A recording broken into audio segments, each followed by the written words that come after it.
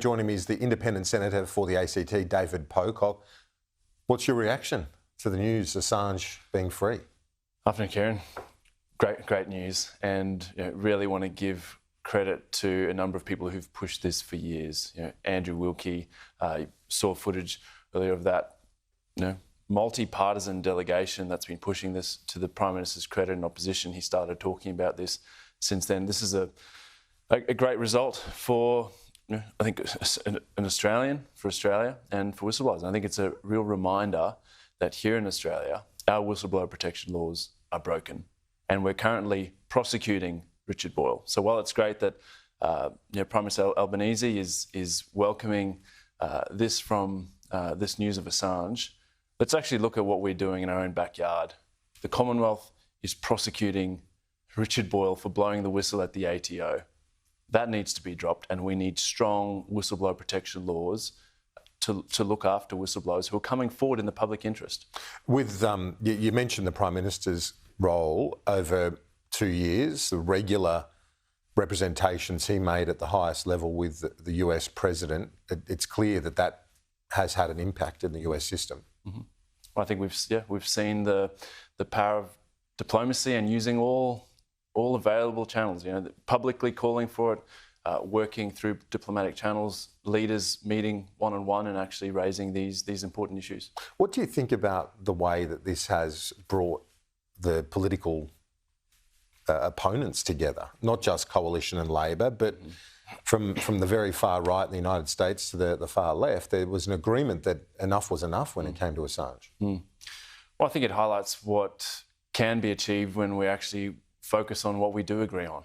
And that's, I think, one of the things in politics is there's the obsession over the differences, which are important, but there's a lot that we actually do agree on as Australians. And I think when we focus on that, we're better for it, and we can actually start to make much bigger strides in those areas, while we then have the policy debate over the things we don't agree on. Julian Assange, he turns 53 next Wednesday, July 3. It looks like he should be home in time to celebrate his 53rd birthday. How do you think the Australian people will view him and view the events of the last decade and a half? Well, I think some of your grabs from the likes of Barnaby Joyce summed it up. There are a lot of people who may not agree with what he did. I think he was acting in the public interest, but regardless of your view, I think it's gone on for so long that Australians recognise that this just needs to end. He's served his time. He's been put through the ringer by the justice system, and I think in many ways Australia has let him down for many years, and it's great to finally see this result. And I'm sure his family and his closest supporters it'll be a pretty special moment when he does get back home. Yeah, indeed. It's been such a long drama from the Ecuadorian embassy to now resolving in the Mariana Islands. It is just an extraordinary story. You couldn't write it if you tried. A few twists, that's for sure. There's a few twists and turns, but you want to use this as the basis quite clearly from your first answer. If we conclude on this, that you want it now, and this episode, this drama, to be the catalyst for greater reform here in terms of whistleblowers. Well, the crossbenchers media protection, pushing the government at every turn on whistleblower protection laws. They're inadequate. They're not working. What's holding that up? Government.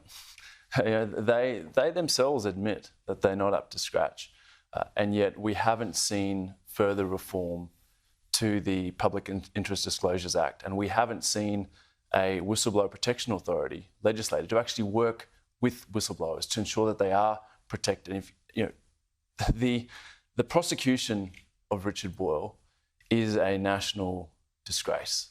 Someone who blew the whistle at the ATO.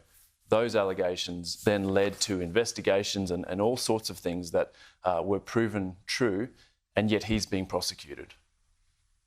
Well, we will stay in touch on that case, and thank you for being with us on this breaking news today. Independent Senator David Pocock, appreciate it.